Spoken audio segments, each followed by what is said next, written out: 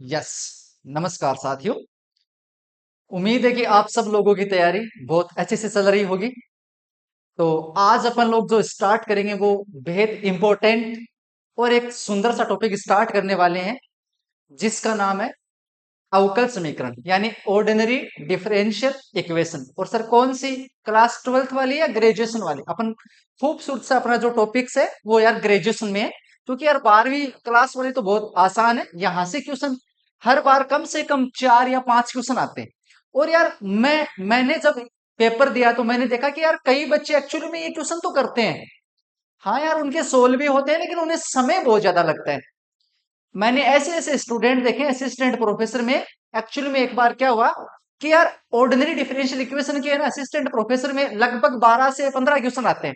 तो शुरू शुरू में वो 15 क्वेश्चन आ गए, उन्होंने ना यार जो पर्टिकुलर इंटीग्रल होता है ना आपका विशिष्ट समाकलन, उसके लगभग लगभग 7-8 क्वेश्चन दे दिए। और यार ये थोड़े से लेंदी होते हैं, तो बच्चों ने यहीं से शुरुआत कर दी। तो कम से कम उनका 30 से 40 मिनट का समय यहीं लग गया और वो ऑटोमेटिक पेपर से बाहर हो गए। क्या आप भी ऐसी गलती करोगे? नहीं सर, हम ऐसी गलती नहीं करेंगे। और यदि एक्चुअली में आप इस टॉपिक से शुरुआत भी करना चाहोगे, तो मैं सच में आज आपको एक अलग अंदाज में विशिष्ट समाकलन ज्ञात करने का एक सुंदर सा और एक बेहद आसान तरीका मैं आपको सिखाने वाला हूं। क्या सर हम भी जो जेपीएच में बड़े बड़े फॉर्मूले लिखे हुए हैं उनको याद करके पर्टिकुलर इंटीग्रल फाइंड आउट करेंगे? नहीं, हम ऐसा नहीं करने वाले।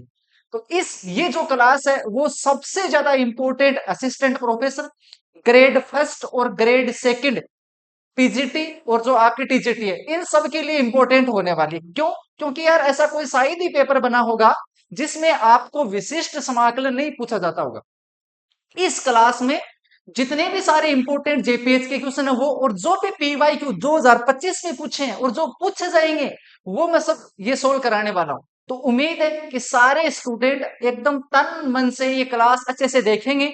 और उसके बाद में मैं आपको विश्वास दिलाता हूं, आपके पास एक भरपूर एनर्जी रहेगी उसके बाद में कि अब आपको पर्टिकुलर इंटीग्रल से आपको डर आपका पक्का से गायब हो जाएगा। करें शुरुआत। तो विद्यार्थीगणों, आज का जो हमारा टॉपिक है वो है अचर गुणांकों वाले रैखिक अवकल समीकरण का हल कैसे फाइंड आउट करें। क्या सर यही टॉपिक कराने वाले हो? यही नहीं, इससे आगे भी मैं कराने वाला हूं, लेकिन शुरुआत यहीं से करते हैं।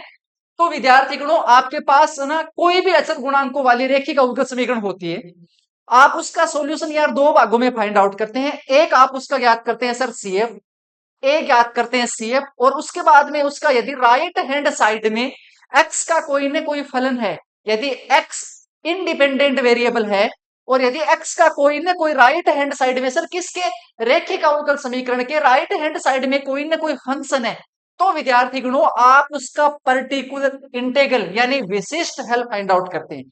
कहने का सीधा सीधा मतलब है सर, हमने बहुत सारी क्लासेस पहले भी देख ली है, अच्छी अच्छी कोचिंग संस्थानों से भी जुड़े हैं, हमें आप डायरेक्ट पर्टिकुलर इंटीग्रल निकालना सिखा दीजिए, क्योंकि जरूरत है इस टाइम पे सब विद्यार्थियों को इसी चीज की। मैं और चीजों पे ज्ञान नहीं दूंगा, सीधा सीधा बता रहा हूं कि यार जो व्यापक हल होता है वो दो चीजों से मिलकर बना होता है। एक होता है पूरक फलन और एक होता है विशिष्ट हल। इन दोनों का योग कर दे तो एक जनरल सॉल्यूशन हमें फाइंड आउट मिलता है। किसका? अचर गुणांकों वाले रैखिक अवकल समीकरण का।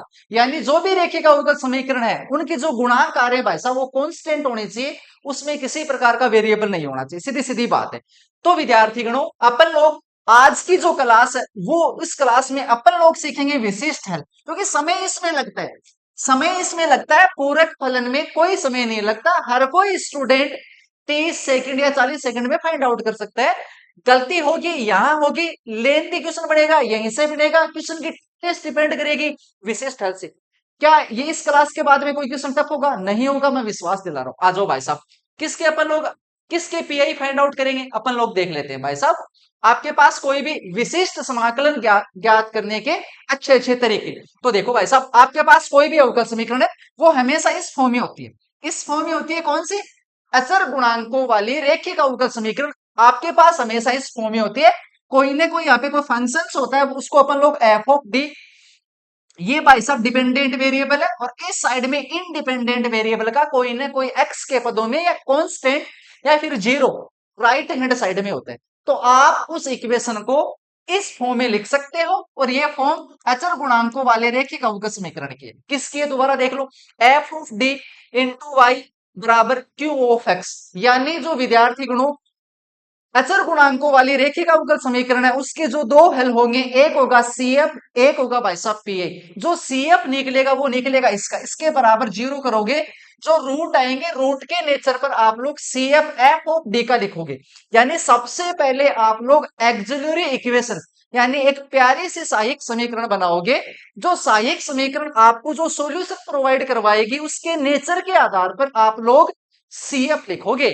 लेकिन वो तो बहुत ज्यादा आसान है, मैं यहाँ पे चर्चा नहीं करूंगा। और यदि किसी स्टूडेंट को इस पे भी चर्चा करनी है तो मुझे मौका दो, फिर कमेंट बॉक्स में मुझे मौका दो। मैं आपको सिखाने वाला हूं भाई साहब पर्टिकुलर इंटीग्रल। क्या सिखाने वाला हूं? Particular integral. वो राइट हैंड साइड में जो भी एक्स का कोई ना कोई फंक्शन होगा, या फिर मैं प्यारी सी भाषा में बोलूं इंडिपेंडेंट वेरिएबल के फॉर्म में कोई ना कोई वेरिएबल इस साइड में होगा, तो उसका निकलेगा क्या निकलेगा? क्या निकलेगा? पर्टिकुलर इंटीग्रल यानी विशिष्ट हल निकलेगा। किस क्या क्या हो सकते हैं क्यू ऑफ एक्स के फॉर्म में? क्या क्या हो सकते हैं? तो भाई साहब ज्यादातर 90.9% जो मैं केस यहां लेके आ रहा हूं पेपर में आपको वही देखने को मिलेंगे। तो मैं देख रहा हूं भाई साहब सबसे जो प्यारी है, जो सबसे प्यारा इक्वेशन है वो है क्यू ऑफ एक्स में भाई साहब ये हो सकता है अल्फा इंटू ई की पावर ए एक्स। सर यहाँ पे अल्फा और ए क्या है? दोनों के दोनों भाई साहब कॉन्स्टेंट है, यानी वास्तविक संख्या है, सीधी सी बात है। ये हो सकता है। और क्या हो सकता है? मोस्टली हो सकता है भाई साहब अल्फा साइन एक्स।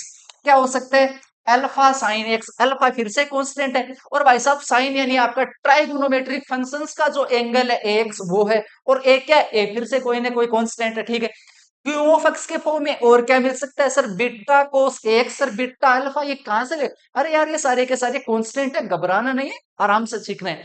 तो भाई साहब एक्स क्या? एक्स फिर से कोस का कोई ना कोई एंगल है, और एक क्या है सर? एक कांस्टेंट है। तो कितने हो गए भाई साहब? दोबारा से सुना, अल्फा ई की power x sine x cos x, सीधा सीधा लिखो। और क्या लिख सकता है? फिर सर ऐसा भी हो सकता है इनका सबका लीनियर कॉम्बिनेशन आ जाए, इन सब का लीनियर कॉम्बिनेशन आ जाए, यानी क्यू ऑफ एक्स के फॉर्म में ऐसे भी हो सकता है e की power x plus sine x plus cos x. Yes sir. e की power 2x plus cos 2x plus sign 3x। Yes sir, ऐसा भी हो सकता है। इन तीनों का लीनियर कॉम्बिनेशन भी आ सकता है। यस। तो सर क्या मल्टीप्लीकेशन नहीं आ सकता? अरे यार क्यों नहीं आ सकता? आपके मन में यदि मल्टीप्लीकेशन आ रहा है तो आ सकता है। देखो ये आ गया 4 नंबर में। 4 नंबर में हमने व्यवस्थित किया है e की पावर ax इंटू वी। ये सर ये वी क्या है? अरे यार ये वी कोई ना कोई एक्स का फंक्शन है, कोई ना कोई क्या है? एक्स का कोई फलन है। एक्स मतलब इंडिपेंडेंट वेरिएबल का कोई ना कोई फंक्शन, यानी आपके पास dy बाई डी एक्स होगा, यानी y का x के रेस्पेक्ट में एक बार अवकलन हो रहा है। तो y यहाँ पे क्या है? y यहाँ पे भाई साहब डिपेंडेंट वेरिएबल है, x इंडिपेंडेंट वेरिएबल है। y है वो x पे सीधा सीधा डिपेंड हो रहा है, x किसी पे भी डिपेंड नहीं हो रहा है, तो इसको बोलेंगे इंडिपेंडेंट वेरिएबल। सीधी सी बात है। तो भाई साहब x का कोई ना कोई फलन है, यानी सर सुंदर सा एग्जांपल बता दो। कल को ऐसे भी हो सकता है e की पावर 2x, और इसको ऐसे भी तो लिख सकते हैं e की पावर x e की पावर x इंटू ई की पावर एक्स। सर सही बात है। तो भाई साहब v यहाँ पे क्या हो गया? e की पावर x। सर बहुत बढ़िया एग्जांपल दिया। दूसरी बात देखो, कल को ऐसा हो सकता है e की power x into sine x, तो भाई साहब v आ जाएगा साइन x। e की पावर x कोस x, तो v आ जाएगा कोस x। एकदम प्यार से पढ़ेंगे, एकदम मजा आ जाएगा। और सर 5वें नंबर का एग्जाम्पल बताओ। ऐसे हो सकता है x की power m into V. X की power m into V. V फिर से x का कोई फलन है, यानी कल को ऐसे हो सकता है एक्स स्क्वायर और साइन एक्स, यानी क्यू एक्स की जगह ऐसे आ जाए। तो पर्टिकुलर इंटीग्रल कैसे निकाले? ऐसे ऐसे अपने पास केस है। तो सर आप वन बाई वन फटाफट से हमें सिखाना चालू कर दो। तो आ जाओ भाई साहब, अब वन बाई वन सीखते हैं। अब वन बाई वन सीखते हैं। आ जाओ भाई साहब, विशिष्ट हल निकालने की विधि पहले एकदम बेसिक से, क्योंकि कभी कभार ऐसे होता है यार, यदि बेसिक छोड़ दे तो अगले वाले को पता है पेपर सेटर को कि हर कोई स्टूडेंट कॉन्सेप्ट नहीं पढ़ता है, हर कोई स्टूडेंट के पास बेसिक नॉलेज नहीं है। तो भाई साहब वो बेसिक से क्वेश्चन पूछेगा और फिर बोलोगे सर ये क्या हो गया। तो भाई साहब देखो, सबसे पहले एफ डी में विद्यार्थी गणों आपके पास है ओनली डी। ओनली डी यानी ओनली डी का तो सीधा सीधा मतलब है, ओनली डी का तो सीधा सीधा मतलब है यदि एक्स इंडिपेंडेंट वेरिएबल है तब है भाई सब टी बाई डी एक्स, यानी ये तो सर अपने आप में कोई अवकल ऑपरेटर है, ऑपरेटर है। और सर डी वाई लिख दे तो विद्यार्थी गणों इसका मतलब है D Y by D X. Yes. Yes समझ में आ गई। यानी यदि वन अपॉन डी आया है तो भाई साहब ऐसे बनी है इक्वेशन, ऐसे बनी है कि dy बाई डी एक्स बराबर बराबर क्यू एक्स ऐसे। तो सर पर्टिकुलर इंटीग्रल कैसे निकलेगा? यानी डी बाई डी एक्स को तो अपन लोगों ने कैपिटल डी में लिखा है, तो ये कैपिटल डी डिवाइड में आएगा और क्यू एक्स ये, तो ऐसे निकालेंगे पर्टिकुलर डी। इसका सर मीनिंग क्या है? सर इसका फिजिकल मीनिंग क्या है? विद्यार्थी गणों, एक बार डी यानी ओनली डी आ जाए, सीधा सीधा मतलब है कि भाई साहब एक बार अवकलन, लेकिन वन डी आ जाए, इसका मतलब है एंटी डेरिवेटिव, और एंटी डेरिवेटिव का क्या मीनिंग है? समाकलन। यानी सर कितनी बार, क्योंकि डी कितनी बार है? एक बार, तो सर एक बार किसके रेस्पेक्ट में? भाई साहब इस डी का मीनिंग उस टाइम पे डी बाई डी एक्स था, तो इसके रेस्पेक्ट में ये कौन है? एक्स, तो भाई साहब एक्स के रेस्पेक्ट में एक बार इंटीग्रेशन हो जाएगा, सीधा सीधा मतलब। तो sir one upon D square का मतलब double derivative, double integration. Yes sir. One upon D cube है, तो भाई साहब तीन बार इंटीग्रेशन हो जाएगा, समझ में आ गया। और सर कल को, सर कल को ये आ गया तो, कल को सर ये आ गया तो, ये देखो भाई साहब ये बढ़िया चीज है। हाँ जी, इधर देखो, ये देखो, ये स्टार लगाओ भाई साहब, ये स्टार लगाओ। इससे बार बार क्वेश्चन पूछा जाता है, मैं बता देता हूँ क्या पूछा जाता है, आप टेंशन मत लो। जब विद्यार्थी गिनो अपन लोगों ने एफ ऑफ डी लिखा था, तो मान के चलो वो एफ ऑफ डी है डी माइनस अल्फा, तो one upon D minus alpha Q x, यानी आप पर्टिकुलर इंटीग्रल फाइंड आउट कर रहे हैं। ये कैसे ज्ञात करेंगे? ये ज्ञात करेंगे भाई साहब, जब जब यहां माइनस अल्फा है, तो शुरुआत हमेशा इंसान को पॉजिटिव थिंकिंग के साथ में करनी चाहिए, चाहे वो परीक्षा की तैयारी हो या फिर किसी बड़े मिशन की तैयारी हो। किसे करनी चाहिए? पॉजिटिव थिंकिंग से। भले ही उसके पास नेगेटिव थॉट्स होंगे, लेकिन चीजें हमेशा पॉजिटिव थिंकिंग के साथ करनी चाहिए। इसलिए पावर आएगी ई की पावर अल्फा एक्स, यानी अल्फा आएगा पॉजिटिव। शुरुआत हमेशा e की पावर अल्फा एक्स, अगले वाले ने यहां से नेगेटिव दिया होगा, इंटीग्रेशन। फिर भाई साहब आगे तो क्या है? शुरुआत हमेशा पॉजिटिव थिंकिंग उसे करनी चाहिए, बीच में हो सकते हैं नेगेटिव थॉट्स है, तो आगे इंटीग्रेशन। कितनी बार दिया है? एक बार है, तो भाई साहब एक बार इंटीग्रेशन का साइन लगे, और e की पावर माइनस अल्फा एक्स। और यदि यहाँ क्यू एक्स है, तो भाई साहब क्यू एक्स यहाँ लाजवाब है, यहाँ क्यू एक्स आएगा, लाजवाब है, यहाँ क्यू एक्स आएगा। समझ में आ गया? मैं एक सुंदर सा एग्जाम्पल देके आपको और बढ़िया से समझा देता हूँ, लेकिन मैं जो चीज समझाना चाहता हूं उसके लिए आपको थोड़ा सा इंतजार करना पड़ेगा भाई साहब। कल को वो आपको आरपीएससी ग्रेड फर्स्ट या सेकंड या असिस्टेंट प्रोफेसर में पूछेगा, बताओ one upon D plus alpha Q x, Q x, बताओ इस किसके बराबर होगा? तो विद्यार्थी गणों यहां प्लस आ रहा है, तो यहां इस बार e की power minus alpha x integration e की पावर अल्फा एक्स, और भाई साहब यहाँ क्यू एक्स है तो क्यू एक्स, और यहाँ आ जाएगा dx। स्टार लगा लो, एक बार आ गया है, आगे आने की बार बार संभावना है, लगाओ स्टार। समझ में आ गया? एक और प्यारा सा भाई साहब, एक और प्यारा सा सुंदर सा एग्जांपल देख लेते हैं भाई साहब, इसका मीनिंग क्या है, क्योंकि प्यारे प्यारे विद्यार्थी हैं मेरे पास, तो भाई साहब वो बेसब्री से एक सुंदर से एग्जांपल का बात करें। इस बार है विद्यार्थी गणों one upon D minus two e की पावर फोर एक्स, इसको कैसे सोल्व करेंगे? तो देखो भाई साहब, अल्फा की वैल्यू कितनी है? सर अल्फा की वैल्यू 2 है, यहां नेगेटिव चीज चालू है तो हमेशा पॉजिटिव से चालू करो, तो आ जाएगा e की पावर 2x इंटीग्रेशन e की पावर माइनस 2x, और क्यू एक्स कितना दिया हुआ है? e की पावर 4x। किसके रेस्पेक्ट में करें? सर एक्स के रेस्पेक्ट में इंटीग्रेशन कर दो, तो आ जाएगा भाई साहब e की पावर 2x। आधार समान होता है, पॉजिटिव आधार है तो घातें क्या हो जाएगी? ऐड हो जाएंगी, तो भाई साहब e की पावर 2x और dx सोल्व कर दो। e की पावर 2x इंटीग्रेशन किया, e की पावर 2x का कितना हो जाएगा? e की पावर 2x, और भाई साहब डिवाइड में जो भी कांस्टेंट चीजें वो डिवाइड में जाती बाई 2, एक बार किया है तो एक बार, प्यारा सा आर्बिट्रेरी कांस्टेंट प्लस c। फिर से इसका जो फाइनल आंसर हो जाएगा वो हो जाएगा e की power 4x by 2 plus c। Yes, star लगाओ, बढ़िया से समझ में आ गया? Yes sir. अब आ जाओ भाई साहब, अब आओ भाई साहब, ये देखो भाई साहब, now sol in RN style. अब आएगा अपना किरदार, मैं निभाने वाला हूं मेरा किरदार। मुझे विश्वास है कि यार आपने है ना चीजें सीखी है, ढेर सारे आपने फॉर्मूले भी इस्तेमाल किए, लेकिन मैं चाह रहा हूं कि यार मैं मेरा एक यूनिक मेथड स्टूडेंटों तक प्रोवाइड करवाऊं, ताकि यार बहुत कम समय लगे। हो सकता है आपने पहले सीख लिया होगा, अच्छी बात है, जिन जिन विद्यार्थियों ने नहीं सीखा है, वो आज सीखेंगे। उसके बाद में देखना, उसके बाद में देखना अवकल समीकरण से जो जो प्रश्न आएंगे भाई साहब, उनको कहीं तकलीफ नहीं आएगी। सुनना भाई साहब, सबसे पहले विद्यार्थी गणों हमने यार क्यू एक्स में क्या लिया था? सर अल्फा ई की पावर एक्स लिया, उसका अपन लोग पर्टिकुलर इंटीग्रल यानी विशिष्ट समाकलन ज्ञात करने जा रहे हैं। तो यार विद्यार्थी को एकदम सीधी सीधी विधि है भाई साहब, आपको ज्यादा मगजमारी क्या सर, बार बार ऐसा ही मेथड, बार बार ऐसे ही फैक्टर करेंगे सर, क्या बार बार समाकलन करेंगे सर, हमें एक बार समाकलन से डर लग रहा है, आप बता रहे हो सर डी क्यूब आ गया तो 3 बार समाकलन करेंगे। नहीं यार, नहीं करना है समाकलन, नहीं डरना है, मेरे होते हुए आपको नहीं डरना है यार, क्यों डरना है, बिल्कुल नहीं डरना है। भाई साहब देखो, आपको क्या करना है, सबसे पहले आपको जो e की पावर ax दिया गया है, जो x का जो भाई साहब सीधा सीधा गुणांक है, या जो e की पावर में जो कांस्टेंट नंबर है उसको पहचानो, सबसे पहले उसको पहचानो। आपके पास जो एक्सिलरी इक्वेशन दी गई है, यानी जो सहायक समीकरण दी गई है, F of D, F of D, F of D दी गई है, जहां जहां आपको डी दिख रहा है वहां पुट कर दो डी बराबर ए, डी बराबर ए, भाई साहब इतना ही काम करना है।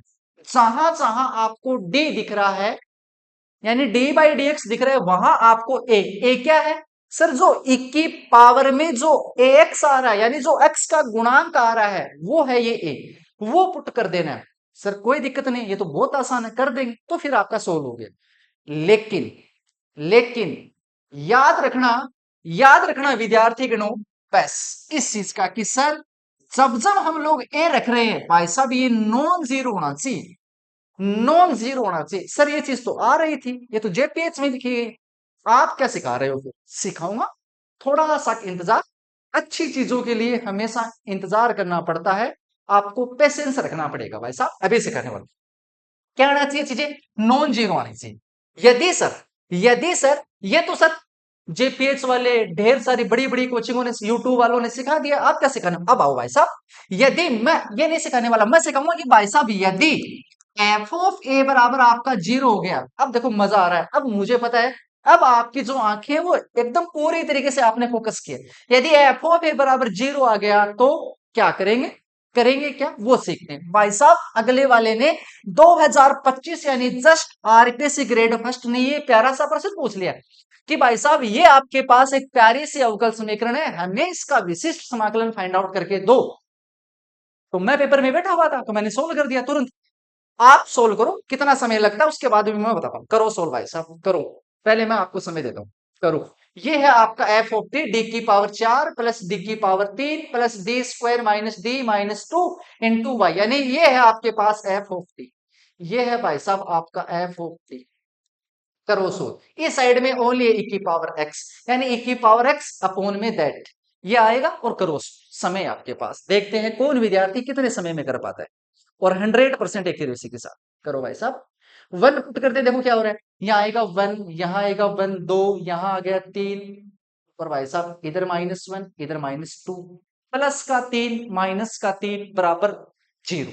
सर जीरो आ रहा है, यदि ये जीरो आता है तो सर कैसे करेंगे, क्या आपको फॉर्मूले लगाने की जरूरत है, क्या आपको फैक्टर करने की जरूरत है, यदि यही जरूरत होती तो फिर मुझे क्लास क्यों लेनी थी, ये तो चीज आपने सीख रखी है, इतना लंबा मेथड तो आपने सीख रखा है। तो आओ आओ भाई साहब मैं सिखाता हूं आपको, मैं सिखाता हूं, आराम से सीखना, इसमें मुझे थोड़ा समय लग सकता है सिखाने की वजह से, बाकी खुद आप अप्लाई करोगे तब आपको बहुत कम समय लगेगा, पहले आराम से सीख लो। विद्यार्थी गणों एक्चुअली में मेथड क्या है, आरएन स्टाइल क्या है, सुनना आराम से। जब जब आपके पास अल्फा e की पावर ax है, और भाई साहब डिवाइड में एफ ऑफ डी है, और विद्यार्थी गणों जब जब आपने d बराबर a पुट किया और एफ ऑफ ए बराबर जीरो हो गया, तब तब आप मुझे याद करना, इसे याद करना, मुझे याद करना, क्यों सर, इसलिए याद करना क्योंकि मैं आपको 100% एक्यूरेसी के साथ और कम समय के साथ आपको आंसर प्रोवाइड करवाऊंगा। सुनना आराम से, विद्यार्थी को आपको पता है कि अल्फा तो सर कांस्टेंट है, तो कांस्टेंट समाकलन के अंदर आता है तब भी बाहर लेते हैं, और अभी एक्चुअली में हो तो रहा है समाकलन, तो इसको तो बाहर ले लेंगे, यानी सर अल्फा को तो हमेशा बाहर लेना ही है। हमें तो काम सर e की power ax upon F of D पर करना है, एफ ऑफ डी पर करना है, और कब करना है, जब एफ ऑफ डी यानी एफ ऑफ ए बराबर जीरो हो रहा है तब करना है।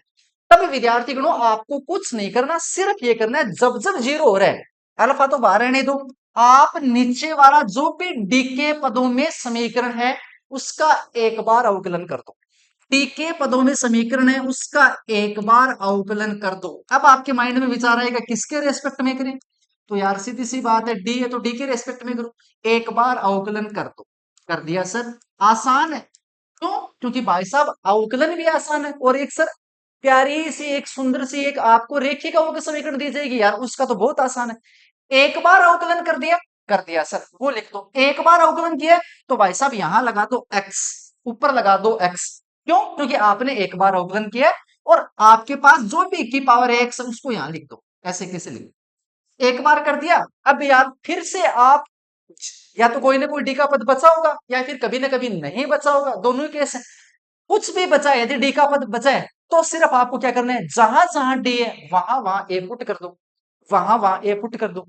यदि नीचे वाली क्वांटिटीज जीरो नहीं आ रही है, तो आंसर आ गया। और यदि सर जीरो आ रही है, तो रिपीट प्रोसेस। जैसे आप डीएल हॉस्पिटल में करते हो ना, अंश का अलग से अवकलन, हर का अलग से अवकलन, जब जब zero by zero form, infinity by infinity form आती है। लेकिन याद रखना विद्यार्थी गणों, फंक्शंस 1 से लेकर 8 तक होने चाहिए। कौन से में मैं डीएल हॉस्पिटल की बात कर रहा हूं, थोड़ी हटके बात करूं। यहां यहां ऐसी कोई जरूरत नहीं, ठीक है। क्या करोगे, एक बार आपने एक्स लगा दिया तो एक बार अवकलन कर दो। यदि सर फिर से सर ए पुट किया और जीरो आ गया, तो अल्फा तो सर बाहर है, एक बार और एक्स लगा दो तो भाई साहब एक्स स्क्वायर हो गया। यहाँ पे e की पावर आपका एक्स है। दो बार आपने अवकलन कर दिया, कुछ भी यहां बचा है तो डी की जगह वापस ए पुट कर दो। तब तक करते जाओ जब तक नीचे वाली क्वांटिटीज जीरो नहीं होती। तो सर क्या सच में यही आंसर है? ये तो सर बहुत आसान मेथड आपने हमें सिखाया। यस, आओ आओ करते हैं इस्तेमाल, आओ करते हैं इस्तेमाल। देखते हैं क्या आरएन स्टाइल फेल होती है या नहीं होती। इसके देखो फायदे क्या है, मैं सिखाता हूं आपको यार फायदे। आपने यार जो भी फॉर्मूला आपने याद कर रखा है ना, उसमें देखो एक तो फैक्टर करने पड़ेंगे। क्यों करने पड़ेंगे यार फैक्टर? फालतू में अगले वाले ने पूछा ही यार, जब पर्टिकुलर इंटीग्रल है क्यों करें यार फैक्टर? नहीं करने यार फैक्टर। और यार मैंने ऐसे ढेर सारे इक्वेशन देखे हैं जिनके यार सेफ ऑप्शन में तो यार सबके बराबर होते हैं, डिफरेंस होता है तो पर्टिकुलर इंटीग्रल में होता है। यस सर, हमने भी ढेर सारे पेपर दिए हैं, यानी टेस्ट दिए हैं, पीवाई क्यों देखें। सर सच बता रहे हो आप, ऐसा ही होता है। आओ भाई साहब, ये देखो भाई साहब, ये है पेपर, आओ देखो। अब करते हैं आरएन स्टाइल में उड़ाते हैं। क्या मुझे क्या करना है, सब जीरो आ रहा है तो एक बार अवकलन कर दूं। 4d³ plus 3d² plus 2d-1, और इसका जीरो हो गया। दोबारा देख लो, 4d³ प्लस का साइन 3d² प्लस 2d-1। क्या किया सर? यस सर, एक बार अवकलन किया तो सर एक बार x लगा दो, e की पावर x। और सर इसकी गुणांक में एक है तो सर एक पुट कर दो, तो भाई साहब आ गया 4 प्लस 3 प्लस 2-1। 4 3 7, 7 2 9, 9 में से एक गया 8। ये लो भाई साहब, ये लो आंसर, लगाओ स्टार। ये लो भाई साहब आंसर। बताओ कितना समय लगा? 100% एक्यूरेसी। और मुझे नहीं लगता यार 30 सेकंड से ज्यादा लगे। तो यार और क्या चाहिए आपको? सर कमाल कर दिया, मजा आ गया। क्या ये मेथड फेल? बिल्कुल नहीं होगा। RPSC grade 2025, 30 second, 100% accuracy, 100% accuracy. आ गया ना मजा? आ गया। यस, आगे बढ़े। क्या सर सबकी आप ऐसे सुंदर सुंदर मेथड बताने वाले हो? मैंने जितने लिखाए हैं, एक में भी फॉर्मूले याद करने की जरूरत है? जरूरत नहीं है। मैं सच में ऐसे आपको मेथड सिखाऊंगा। जब जब आपको दिक्कत आएगी मैं आपके साथ हूं। दिक्कत कब आई कि सब ये जीरो हो रहा है, ये सर जब जीरो हो रहा है, जब डिवाइड वाला जीरो है, मुझे पता आपके पास दिक्कत आई तो मैं आ गया आपके साथ। यस, यस, डन मामला। आगे बढ़ो, आगे करवाओ सर, एक और करवा दो, एक और करवा दो सर, इसका दो सोल्यूशन। इसका क्या निकालना है? इसका भी अपन को तो पीआई निकालना है, इसका भी अपन को तो पीआई निकालना है। तो निकालेंगे कैसे सर? आपको पता है पीआई तो ये हो गया ए की power X D plus two डी-1 का क्यूब। ये आ गया भाई साहब। पता है ना? क्या पता है कि सर इसका जो गुणांक है वो यहाँ पुट करेंगे, तो भाई साहब इसमें तो नॉन जीरो आ रहा है, लेकिन इसमें जीरो आ रहा है। जब जब विद्यार्थी गणों जीरो आएगा, तब आप मुझे याद कर लेना भाई साहब। जहां जीरो नहीं आ रहा है वहां तो कर दो e की पावर x। यहाँ 1 पुट किया तो ये आ गया 3, तो भाई साहब 1/3 कॉन्स्टेंट है, तो ये तो बाहर हो जाएगा। अब अपन को इस पे काम करना है, d-1 का क्यूब, d-1 का क्यूब। डन मामला। अब किसी किसी विद्यार्थी की यार सूत्र में भी तकलीफ होती है, याद कर रखा है सूत्र, तब तो उसका जल्दी से आंसर आ जाएगा। और सूत्र याद नहीं है, कितनों के करें यार सर, कितनों के करें? बहुत सारे फॉर्मूले हैं, किसी में प्लस में दिक्कत होती है, किसी के माइनस में दिक्कत होती है।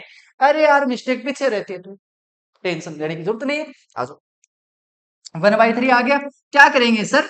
सर आपने सिखाया था कि सर जैसे 1 पुट किया नीचे वाला जीरो आ गया, तो नीचे वाले का एक बार अवकलन कर दो, तो भाई साहब अवकलन आ गया, डी के रेस्पेक्ट में ये आ गया। यस या नो? यस या नो? नीचे इसका एक बार फिर से करेंगे, आ गया अवकलन। सर एक बार अवकलन किया तो यहां सर एक्स लगा दो, आ गया फिर से e की पावर एक्स। यस, फिर से सर वन पुट करेंगे, फिर से आ रहा है तो भाई साहब फिर से कर दो, फिर से कर दो भाई साहब। ये लो, ये तीन आ गया, यहाँ तीन यहाँ कर दो, तो फिर से अवकलन कर दो। फिर से करेंगे तो सर एक्स एक बार और लगाएंगे तो सर एक्स स्क्वायर e की पावर एक्स। सर एक बार करो तो सही होगा, 2d-1। यस सर, फिर से आ गया, फिर से आ गया तो भाई साहब फिर से कर दो। ये लो भाई साहब, ये लो, और सर एक बार और कर दें, एक्स क्यूब ई की पावर एक्स, एक बार किया d-1 का d, यानी ओनली d। इसका करेंगे भाई साहब d-1 का, तो आ गया वन, आ गया भाई साहब वन। डी के रेस्पेक्ट में करेंगे तो इसका विद्यार्थी गुणों आंसर कितना आ गया, X cube upon X cube into E की पावर एक्स, 9 और 2 9, 18, 18। ये लो भाई साहब, ये इसका आंसर है। स्टार लगाओ, ये इसका आंसर है। कहीं पे भी आपको मिस्टेक नहीं करनी है, कैलकुलेशन आपकी है, तरीके हमारे हैं। हमसे भी मिस्टेक हो सकती है, ऐसा नहीं कि यार मिस्टेक नहीं हो सकती, लेकिन थोड़ा सा रिलैक्स होकर करोगे तो यार मिस्टेक से बचा जा सकता है। ठीक है, समझ में आ गया? यानी सर अब हमें कोई तकलीफ नहीं है अल्फा ई की पावर एक्स में। सर हमें तो नहीं यार, सर वो बताओ जल्दी से जल्दी, साइन ए एक्स कोस ए एक्स वाले, वहां सर बहुत ज्यादा तकलीफ होती है सर, बार बार याद करते हैं, 3 दिन याद रहता है, 5वें दिन नहीं याद रहता। ये समस्या क्या आप ही के साथ ही, मेरे साथ भी थी क्या? मैंने मेहनत की जी, मैंने मेहनत की, सोल्व हुआ। मेहनत से सब कुछ होगा यार। आ जाओ भाई साहब, आओ भाई साहब, इसका और आ जाओ। मान लीजिए यार विद्या, ये यार स्टार लगाओ यार, स्टार लगाओ। मुझे ऐसे लग रहा है कि 2025 में से एपी का पेपर हो, से ग्रेड सेकंड का हो, और 2026 में फर्स्ट ग्रेड सेकंड ग्रेड दोनों का है। मुझे लग रहा है यार ये पर्सन आएगा, मुझे नहीं पता क्यों लग रहा है, लेकिन लग रहा है यार। डी स्क्वायर प्लस d-2 और y बराबर e की पावर x का विशिष्ट समाकलन ज्ञात कर, आएगा यार, मुझे लग रहा है ऐसे। ठीक है सर, कैसे करेंगे? क्या सर इसके फैक्टर करने की जरूरत है? नहीं है। अगले वाले ने यार विशिष्ट समाकलन पूछे तो क्यों जरूरत है, मैंने तरीका सिखा दिया ना। कितनी समय के लिए आप पहले फैक्टर करोगे, फिर वहां पे वैल्यू पुट करोगे, फिर सर जीरो आ रहा है। अरे यार क्यों समय बर्बाद कर रहे हो? 150 है, आपसे नहीं होंगे 3 घंटे में। सेकंड ग्रेड के 2.5 घंटे में नहीं होंगे यार, 150 सोल्व नहीं होते हैं। मैक्सिमम 115 120, मुझे पता है इस बात का। तो करना क्या है, सबसे पहले यहाँ वैल्यू पुट कर दो, यहाँ आ गया 1, यहाँ आ गया 1 -2 0 हो रहा है, लगाओ ना यार आर एन स्टाइल। सर कर दो एक बार अवकलन, सर एक बार अवकलन करे तो सर पर एक बार इंटू एक्स कर दो भाई साहब, 2t+1, 1 पुट कर दो सर, x e की पावर x कर दिया सर। तो फिर से सर जहां जहां d है वहां x का गुणांक पुट कर दो, तो भाई साहब आ जाएगा 3। ये लो सर आंसर, ये लो सर आंसर। यार क्यों समय बर्बाद कर रहे हो? कितने सुंदर सुंदर तरीके सिखाए जा रहे हैं, तो क्यों नहीं सीख रहे हो? सीख रहे हैं सर, पहले किसी ने नहीं सिखाया, अब सर सीख रहे हैं। यस, मजा आया, वेरी गुड, मुझे पता है क्योंकि सच में मजा आ रहा है। और देखो भाई साहब, ये देखो भाई साहब, लगाओ भाई साहब स्टार लगाओ इसकी।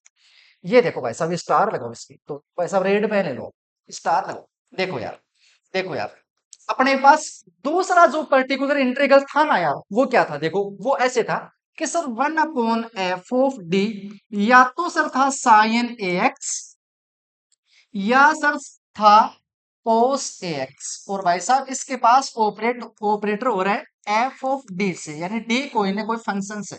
ऐसे भाई साहब, दोनों में से कोई भी हो सकता है। सर इसका क्या तरीका है? इसका भी बहुत आसान है, इसका भी बहुत आसान तरीका है। आसान तरीका ये है कि विद्यार्थी गणों f(d) में जहां जहां आपको d स्क्वायर दिखाई दे रहा है, d नहीं इस बार d स्क्वायर, क्या d स्क्वायर, वहां वहां सर जो जो x का यहां गुणांक आ रहा है इसके कोण में, इसके कोण में जो x का गुणांक आ रहा है उसका सर माइनस क्या a स्क्वायर पुट कर देना है। ये लगाओ सबसे पहले तो आपके मस्तिष्क में ये वाले कॉन्सेप्ट, ये वाले कॉन्सेप्ट आपके मस्तिष्क में समाहित होने चाहिए।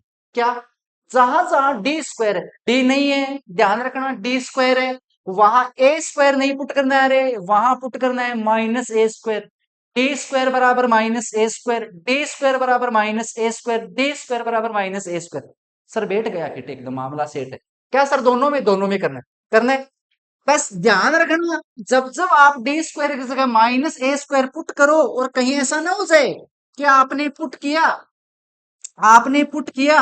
आपने पुट किया और भाई साहब मामला बराबर जीरो आ जाए, यानी अंश बट्टे में हर, ये वाला सिस्टम, नीचे वाली जो क्वांटिटीज है वो कहीं जीरो नहीं हो जाए। अदरवाइज तो वो चीजें निरर्थक हो जाएंगी। और यदि सर जीरो हो गई तो मुझे पता है अब आपके पास अंदर से एक आवाज आ रही है आरएन स्टाइल, है आरएन स्टाइल। तो आओ भाई साहब, आओ भाई साहब, ये तो एकदम सिंपल है। जैसे जैसे मान के चलो, एक सुंदर सा एग्जांपल देता हूँ, एक सुंदर सा एग्जांपल देता हूँ। कल को कोई ऐसे पूछ ले आपको कि सर साइन ए एक्स, एक्स नहीं वन करो यहाँ पे, कल को कोई आपसे ये पूछ ले कि सर इसका फाइंड आउट करो sine x upon D square plus two. समझ में आ गई? यानी भाई साहब इसका मतलब है कि साइन एक्स इस पे ऑपरेटर हो रहा है 1/d² + 2। तो कैसे सोल्व करोगे? आपको पता है कि सर एफ ऑफ डी की जगह d² + 2 है, यानी ऐसे रे d2y/dx² +2y बराबर साइन एक्स। यार प्यारी सी अवकल समीकरण ये थी, रेखिक अवकल समीकरण जिसका ऑर्डर 2 है, ऑर्डर 2 है, डिग्री 1 है, और इसका गुणांक यहाँ पे 1 है, यहाँ पे 2 है। तो भाई साहब इसका पर्टिकुलर इंटीग्रल इस फॉर्म में लिखा जाएगा। सर लिखा तो जाएगा, हमें सोल्यूशन चाहिए, दे रहा हूं ना यार टेंशन। तो डी स्क्वायर की जगह -1 पुट, क्योंकि एक की जगह कितना है 1, ए स्क्वायर करेंगे 1, लेकिन -a² कर लो, डी स्क्वायर की जगह -a पुट करना है, करो। साइन ए एक्स डी स्क्वायर की जगह -1 पुट किया, -1 + 2, आंसर आया साइन एक्स, आंसर आया साइन एक्स स्टार। यस, क्यों? क्योंकि सर जो नीचे वाली क्वांटिटीज है वो जीरो हुई ही नहीं, तो तकलीफ आनी नहीं, लेकिन तकलीफ होगी जब जब जीरो होगी भाई साहब, जब जब जीरो होगी। तो हुई है क्या कहीं जीरो? यस, इस वाले एग्जाम्पल में हो रही है, इस वाले एग्जाम्पल में हो रही है। तो भाई साहब जब हो ही रही है, हो ही रही है, तो करवा देते हैं सोल्व। आओ भाई साहब, हटाओ इसको। मुझे पता है इस क्लास का आप बहुत अच्छे से एंजॉय ले रहे हो, क्योंकि है यार मेहनत की हुई, मेहनत की हुई तो मेहनत तो रंग लाएगी, आज नहीं तो कल मेहनत तो रंग पक्का से लेके आएगी, आएगी भाई साहब। यस, अब सर मजा आ गया, अब विश्वास होने लगे। जैसे आर एन एम प्लेटफॉर्म आया है, हमें सर ऐसे लगने लगा है कि सर मैथ्स सच में कॉन्सेप्ट और आसान है, कॉन्सेप्ट सीखने की जरूरत है और सच में आसान। देखते हैं भाई साहब, इधर आओ। कैसे निकालेंगे पर्टिकुलर इंटीग्रल, कैसे निकालेंगे सर? लिखेंगे सबसे पहले cos 2x डिवाइड में आ जाएगा सर d²/4। सर सबसे पहले हमें जो x का गुणांक है वो पहचाना है, वो है a = 2, a स्क्वायर करना है, a = 2, a स्क्वायर करना है, सर आ गया 4। जहां जहां सर d² है वहां वहां -a² पुट करना है, तो d² की जगह पुट करना है -4। यस या नो? Yes sir. तो क्या हो जाएगा? तो sir d² + 4, this implies automatic हो रहा है d² + 4 बराबर 0 माइनस। तो सर d² + 4 तो 0 हो गया ना, हो गई सर तकलीफ, क्या करें? आ जाओ भाई साहब, अब सीखते हैं आराम से। इस क्वेश्चन को सीखना, फिर देखना मैं सिखाता हूं। इस प्रकार की सिचुएशन में आपको आरएन स्टाइल कहाँ काम आएगी, अब सीखना भाई साहब। करना क्या है? देखो भाई साहब, करना यही है, आपको वो ही मेथड अपनाना है जो मैं पहले सिखा चुका हूं, वो ही करना है। क्या करना है सर? क्या करना है सर? यदि नीचे वाली क्वांटिटी जीरो हो रही है तो एक बार उसका अवकलन कर देना है डी के रेस्पेक्ट में, यस या नो? साथ में सर एक बार अवकलन करना है तो एक्स भी लगा दो। तो भाई साहब मैं ये लगा दिया एक्स, लगा दिया, इसको थोड़ा सा दूर रहने दो, इसको थोड़ा सा दूर रहने दो। अब लगाओ ब्रैकेट और ऊपर तो लिख दो cos 2x। और सर एक्स लगा दिया तो भाई साहब इसको थोड़ा दूर रहने देना, इसमें इतना सा ख्याल रखना है, इसको थोड़ा दूर रहने देना। अब ये समझ में आएगा दूर कैसे रहने देना। यहां सुंदर सा लगाओ ब्रैकेट, इसका अवकलन कर दो, डी के रेस्पेक्ट में आ गया 2t, आ गया 2t, लगा दो फिर से ब्रैकेट, लगा दो फिर से ब्रैकेट। इस अब ये आराम से सोल्व हो जाएगी। इसका सीधा सीधा मतलब मैं दो तरीके से समझाता हूँ, दो तरीके से। सर आपने सिखाया था कि 1/d का मतलब है एक बार आप उसका समाकलन कर दो, तो भाई साहब ये भी बात सही है, एक बार समाकलन कर दो। या फिर सर आपने ये भी सिखाया था कि सर d² की जगह -a² पुट कर दो, लेकिन करूं कहां, d² नहीं है। भाई साहब को टैलेंट एकदम, वो देखो, वो देखो भाई साहब, सिक्कर में बैठा हुआ विद्यार्थी, मुझे पता है वो देख रहा है, वो पता है कि क्या करेगा, d² बनाएगा, उसके पास तरीका है। d² बनाएगा, बना देगा, यहां d पुट किया, यहां ऊपर नीचे d, यानी ऑपरेटर से मल्टीपल कर दिया, कर सकता है, कोई तकलीफ वाली बात नहीं। ध्यान रखना रे, x को बाहर ही रखना है, कहीं d यहां मत लगा देना, अदरवाइज अर्थ का अनर्थ हो जाएगा। सिर्फ आपको इस ब्रैकेट पे काम करना है, इसी पे करना है। करते हैं, करते हैं तो क्या हो जाएगा, आराम से सोल्व करो। सर मैं इधर कर रहा हूं, ये x बाहर आ रहा, इस डी का आपको पता है क्या मीनिंग है? इस डी का मीनिंग है सर एक बार अवकलन, एक बार अवकलन किसके रेस्पेक्ट में सर? एक्स के। कोस का कितना होता है? कोस का होगा सर माइनस साइन, एंगल कितना है सर 2x, 2x का कितना हो जाएगा 2, तो मैं यहाँ 2 कर देता हूँ, मैं यहाँ 2 कर देता हूँ।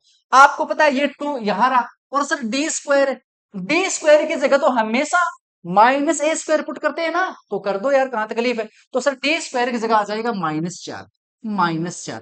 भाई साहब ये माइनस, ये माइनस, आपको पता है ये 2, ये 2, आंसर आ गया भाई साहब एक्स साइन 2x डिवाइड में 4, डिवाइड में 4। चेक करूं क्या सच में ये आंसर है।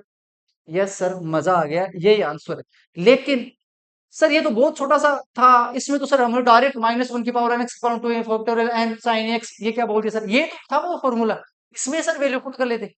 लेकिन विद्यार्थी गणों ये तो आसान था, ठीक है आप वैल्यू पुट कर लेते।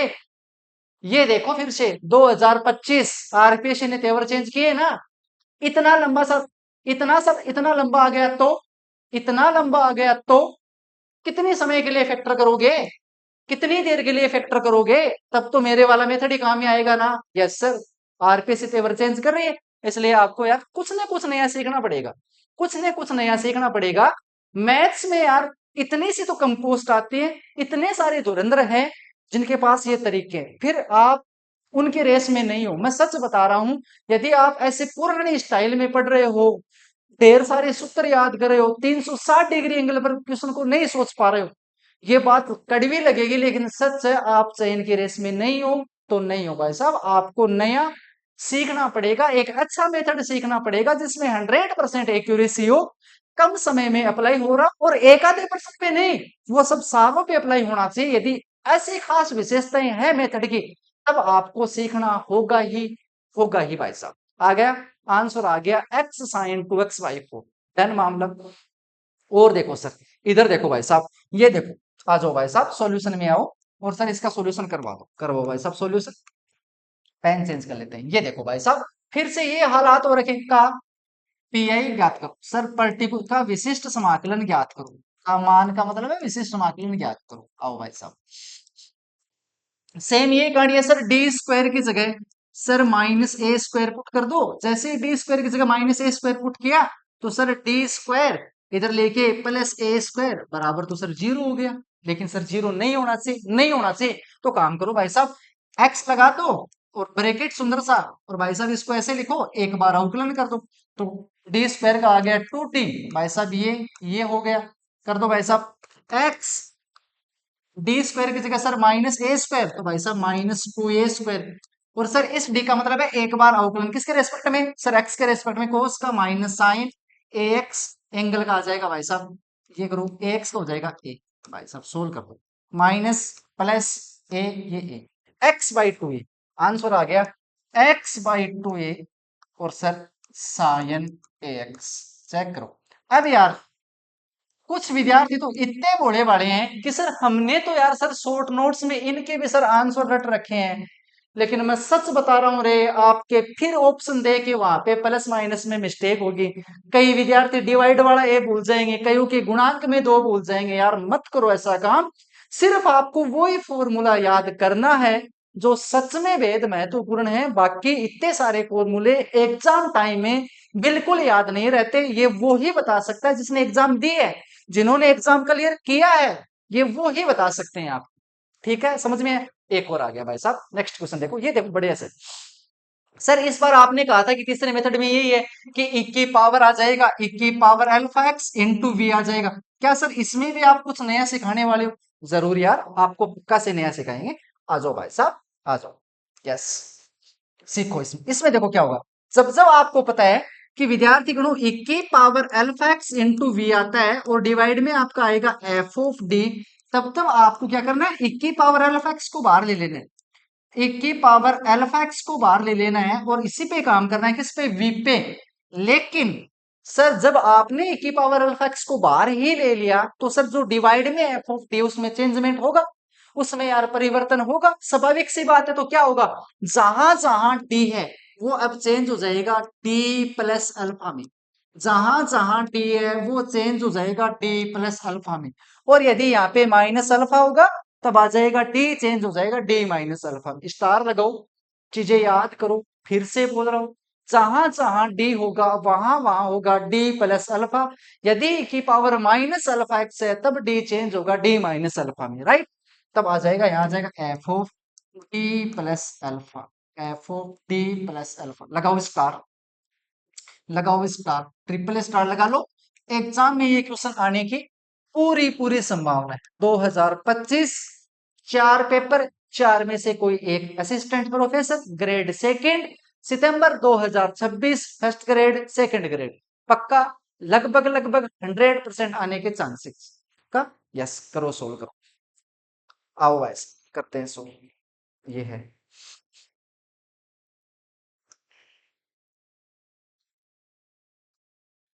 आओ करते हैं सोल्व, इस क्वेश्चन को करते हैं सोल्व। आओ भाई साहब, ठीक है।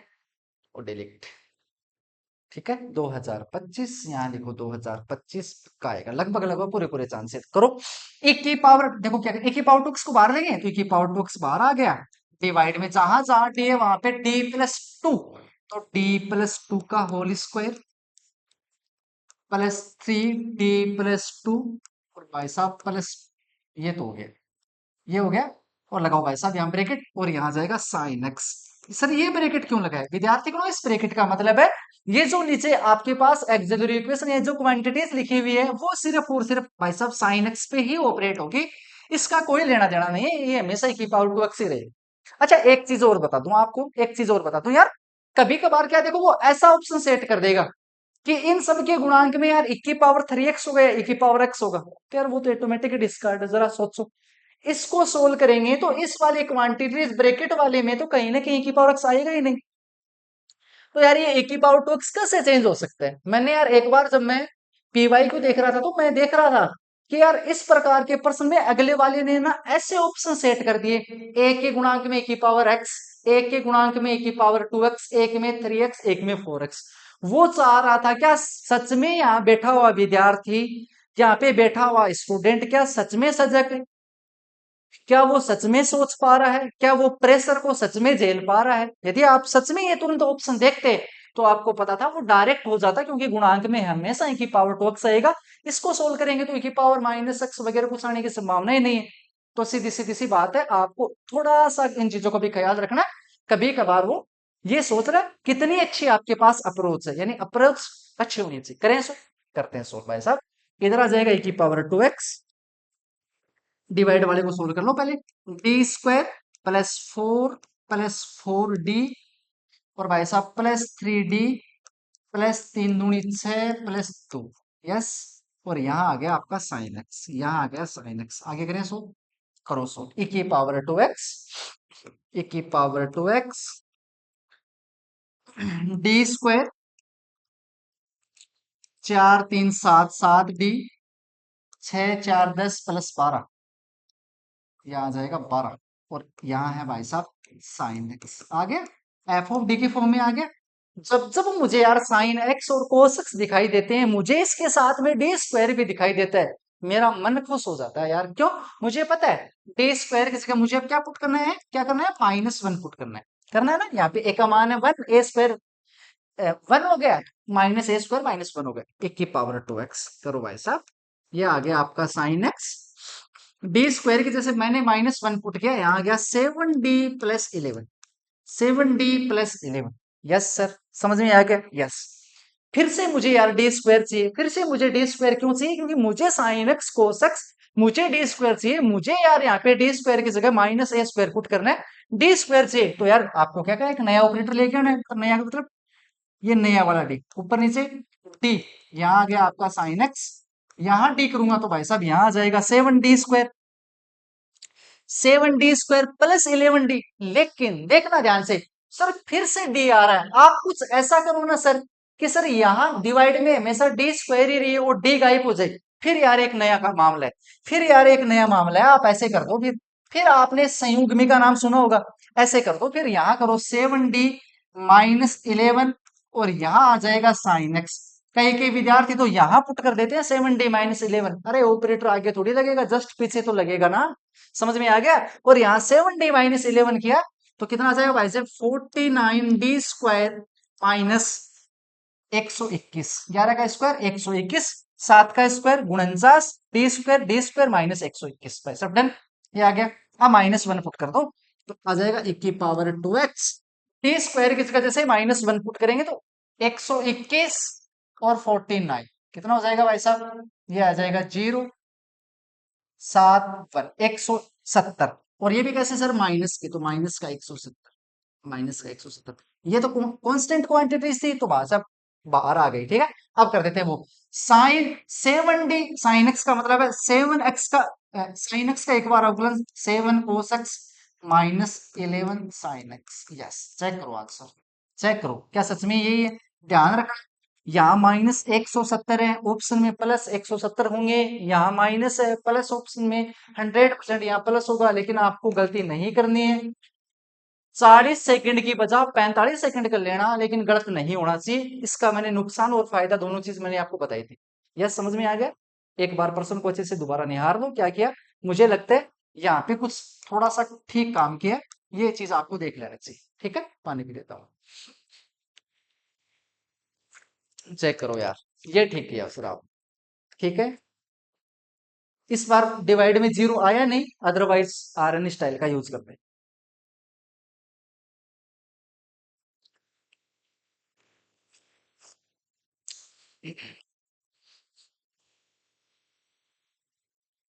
आगे बढ़े। यस सर, समझ में आ रहा, आगे बताओ। आओ भाई साहब, और है क्या सुंदर सुंदर। ये देखो भाई साहब, ये एकदम सुंदर एग्जाम्पल लगाओ सर, स्टार लगाओ, उसके स्टार लगाओ भाई साहब, ये भी सुंदर है मेरे ख्याल से। मैं जितने भी यार एग्जाम्पल लेके आ रहा हूँ, जितने भी इंपॉर्टेंट पीवाई क्यू लेके आ रहा हूँ, ये आपको आने ही आने चाहिए और एक अच्छे स्टाइल में आने चाहिए। ठीक है, क्या करेंगे सर? फिर से सर e की पावर 2x बाहर आ जाएगा और क्या होगा सर? होना क्या, d की जगह इस बार क्या बनेगा सर? d+2 तो आ जाएगा भाई साहब d+2 का होल स्क्वायर। जहां जहां -2, डी की जगह सर d+2 और सर +5 ऊपर डिवाइड में कर दो भाई साहब cos x। थोड़ा सा स्पीड बढ़ा दो, थोड़ा सा स्पीड बढ़ा दो। ठीक है, e की पावर 2x, पहले नीचे वाले को सोल्व कर दो। d² +4 +4d -2d -4 +5 और ऊपर है भाई साहब आपका cos x। Correct sir, e की पावर 2x, e की पावर 2x। ठीक है, मैं फटाफट से काम कर रहा हूँ, मैं आप भी काम करो। यहाँ आ जाएगा 2d, यानी d² +2d, ये 4 से 4 कैंसिल और भाई साहब प्लस के 5 ऊपर आपका cos x, ऊपर है cos x, यहाँ आ जाएगा -1 तो भाई साहब आ जाएगा e की पावर 2x, यहाँ -1 करेंगे तो आ जाएगा 2d +4 और यहाँ आ जाएगा cos x। 2 कॉमन आ रहा है, 2 कॉमन कर दो भाई साहब, e की पावर 2x डिवाइड में 2 कॉमन आ गया तो भाई साहब ये हो गया cos x d+2, d-2 से ऊपर नीचे मल्टीपल कर दो। e की पावर 2x, ये तो सर बाहर है, d-2 से मल्टीपल करेंगे तो भाई साहब cos x का माइनस साइन एक्स, देखो d-2 से मल्टीपल करेंगे तो cos x का माइनस साइन एक्स और इधर आ जाएगा माइनस का 2 cos x और भाई साहब नीचे आ जाएगा d² -4 तो आ जाएगा -5, माइनस का 5 माइनस साइन कॉमन ले लो तो ये माइनस माइनस प्लस। आंसर आ गया e की पावर 2x डिवाइड में 10 sin x +2 cos x। Yes, check करना, चेक करना कहीं कैलकुलेशन मिस्टेक तो नहीं हो रही है, कहीं कैलकुलेशन मिस्टेक तो नहीं हो रही। ठीक है, आगे बढ़े, आगे बढ़े। एक और देखो यार, ये देखो शानदार सा क्वेश्चन, ये देखो बड़ा प्यारा क्वेश्चन है यार, मुझे ये क्वेश्चन बहुत अच्छा लगा, इसलिए मैं इस क्वेश्चन को लेके आ रहा हूँ। मुझे लगता है कि यार इस क्वेश्चन ने कोई ना कोई स्टूडेंट परेशान है, पक्का से परेशान है यार। मैं नहीं चाहता कि यार राजस्थान, यानी राजस्थान और राजस्थान के बाहर का कोई स्टूडेंट परेशान हो मैथमेटिक्स में।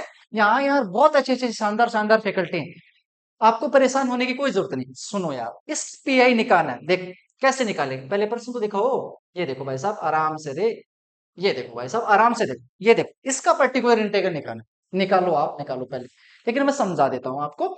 इस साइड में लिख रखा है कोस, कोस हाइपरबोलिक, इस साइड में लिख रखा है cos hyperbolic mx, hyperbolic function है, ये ध्यान रखना यार। हर एक स्टूडेंट को पता है, पहले तो मैं 2 फॉर्मूले याद करवाता हूं, इसको यार मैं ना लास्ट 20 सेकंड में सिखा दूंगा, आप टेंशन मत लो। पहले 2 फॉर्मूले देखो, एक है यार सर साइन हाइपरबोलिक एक्स, और सर एक फॉर्मूला होता है कोस हाइपरबोलिक एक्स। सर हमें इन फॉर्मूलों में प्लस माइनस में मिस्टेक हर बार होती है। मैं समझ सकता हूं कैमरे के उस पार बैठे हुए विद्यार्थी जो सुबह से लेकर शाम तक लाइब्रेरी में बैठा है, लेकिन उसके पास दिक्कतें हैं, उसकी कोई सुनने की तैयार नहीं है। लेकिन मैं हूं ना, टेंशन क्यों ले रहा हूं। साइन हाइपरबोलिक एक्स में विद्यार्थी गुणों फॉर्मूला ये होता है इक्की पावर एक्स प्लस इक्की power minus x by two. Sir आपने क्या नया सिखाया इसमें? सर फॉर्मूला इक्की पावर एक्स माइनस इक्की power minus x by two. Sir दोनों में हमारे तो सर प्लस माइनस ऊपर नीचे होता रहता है। कौन से में सर प्लस लगाए, कौन से में माइनस लगाए, तकलीफ होती है। अरे दिक्कत नहीं है, साइन में एन आ रहा, एन फोर नेगेटिव, तो मैंने गलत लिख दिया ना। देखो मैंने खुद ने गलत लिख दिया, एन फोर नेगेटिव। यहाँ भाई साहब पक्का से नेगेटिव साइन आएगा, 100% बात है। यहाँ पक्का से नेगेटिव साइन आएगा, यस या नो? यस सर, यहाँ पक्का से नेगेटिव साइन आएगा। ये आ गया सब नेगेटिव, यहाँ सर पक्का से पॉजिटिव आएगा। तो क्लियर? देखो मैंने शुरुआत में लिखे, मेरे से गलती हुई, आपसे भी गलती होनी स्वाभाविक बात है। याद रखना एन फोर नेगेटिव, तो बीच में हमेशा माइनस का साइन, तो ऑटोमेटिक यहाँ प्लस का आ गया। बाकी ये क्वांटिटीज डिवाइड में टू तो सेम ही। जब जब आपको ये इस्तेमाल करना है आप कर लेना। क्या सर यहाँ करना है क्या इस्तेमाल? मैं थोड़ा सा सिखा देता हूँ आपको। पता है आप क्या करोगे? सर कोस हाइपरबोलिक एमएक्स का जब फॉर्मूला लगाओगे तो यार ये वाला लगाओगे, आप ये फॉर्मूला लगाओगे तो पक्का से आप क्या करोगे? मुझे पता है ए की पावर एमएक्स वगैरह ये आ रहे हैं, तो डी की जगह आप एम पुट करोगे तो नीचे वाली क्वांटिटी जीरो हो रही है। और जब जब डी की जगह माइनस एम पुट करोगे तब भी ये क्वांटिटी जीरो हो रही है, हो तो रही है ना जीरो। तो सर क्या करना है? आर एन स्टाइल कर देना है। जब जब जीरो हो रहा है मामला, जब जब भाई साहब जीरो होगा तो करना क्या है? कुछ नहीं करना आपको, सिंपल से आपको पता है क्या आपके पास cos hyperbolic M x divide में डी स्क्वायर माइनस डी की पावर 4 माइनस एम की पावर 4 ये है। तो भाई साहब कर दो इसको सोल्व, कर दो इसको सोल्व। कहां गया रे वाइट? ये देखो भाई साहब, आपको पता है जब जीरो आ रहा है तो कर दो। क्या करना है सर? एक बार अवकलन करना है। सर एक बार अवकलन करना, उससे पहले सर एक्स एक्स गुणांक में लगा दो। यहां जाएगा कोस हाइपरबोलिक एम एक्स, नीचे वाले का डी के रेस्पेक्ट में अवकलन कर दो, डी 4 डी की पावर 3, डी की पावर 3, क्योंकि एम का तो जीरो हो गया। डायरेक्ट यहाँ पे एम की डी की जगह एम पुट कर दो। अरे ध्यान रखना यहाँ कोस एम एक्स नहीं है, अदरवाइज डी स्क्वायर की जगह माइनस एम स्क्वायर पुट करते। हाइपरबोलिक है और ये हाइपरबोलिक ई की पावर एक्स वालों में कन्वर्ट होगा, तो ई की पावर एम एक्स वालों में तो सर डायरेक्ट एक्स का गुणा के तो पुट करते हैं। तो मैं यही तो कहना चाह रहा हूं, इसलिए इसका तो आंसर आ गया ना, x cos hyperbolic M x बट्टे में 4 m³ लगाओ भाई साहब स्टार, ये आपका आंसर है। मुझे पता है हर एक स्टूडेंट के लिए ये क्लास बड़ी ही और बेहद ही इंपॉर्टेंट हुई है, और मुझे पता है आगे की जो भी यार यहाँ पे पीवाई है उसका आपको बेसब्री से इंतजार रहेगा। तब तक जय हिंद और जय भारत।